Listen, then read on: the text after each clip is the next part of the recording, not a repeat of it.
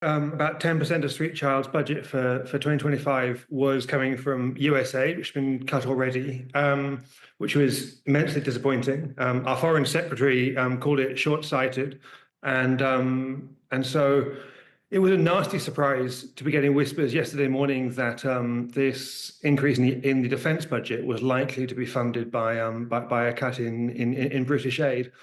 The organisation I run, Street Child, works around the world to help children to be safe in school and learning. We work in places like Afghanistan, Liberia, Sierra Leone, and British Aid has been a very important partner for us. We would not be the organisation that we are. We've helped 1.5 million children to be safe in school and learning in the last 15 years.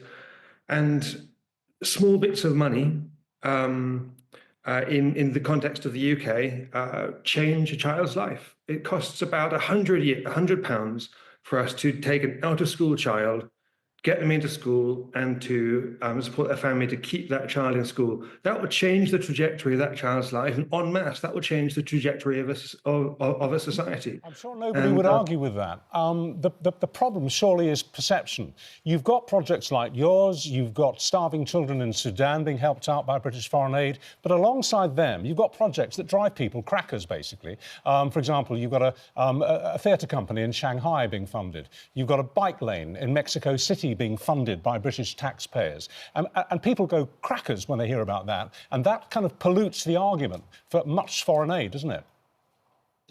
Look, there's lots of bad areas of spend in any part of the public life. We could pull out bad stories from the British education budget, from the British health budget, from the British defence budget. I'm sure there's IT problems and bad procurement and all sorts. So it's a frankly ridiculous argument to make. I think it's very unfortunate that especially right-wing politicians have chosen to accentuate these stories rather than the immense good that British aid has done, especially the last 20 years where Britain's been a real leader. Well, not the last 5 years, because we've had a series of cuts in changing societies. And I think organisations like Street Child need to do a better job, not just at delivering British aid, but actually telling the story of the way they're changing lives and actually making the world a safer place as well. Let's speak to a former head of the British Army, your dad, Lord Richard Dannatt. Thank you very much indeed as well for joining us. So your son says, Tom says, actually these projects make the world a safer place because they change the course of society. We want a safer world, don't we? So what's the argument for stealing from aid to pay for defence? Well, Susanna, good morning.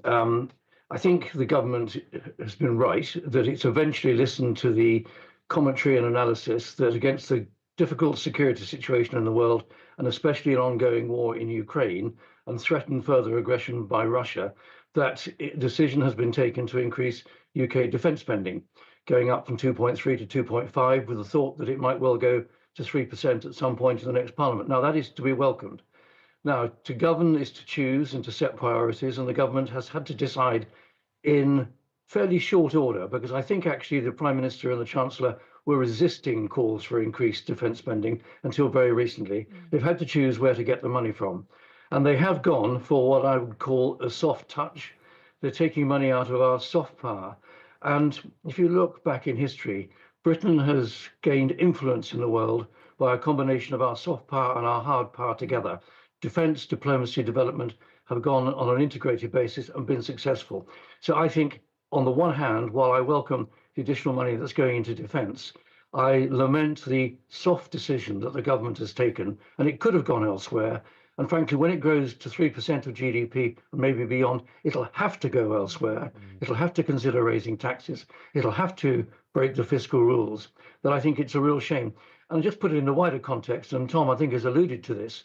Not many years ago, our aid budget, our development budget, was 0.7% of GDP. The last government took it down to 0.5. And now, my goodness, they're taking it down to 0.3. So on the one hand, I'm pleased we've got extra money for defence, but I'm not pleased that actually it's eroding Britain's overall influence in the world, which comes as a combination of defence, diplomacy and development.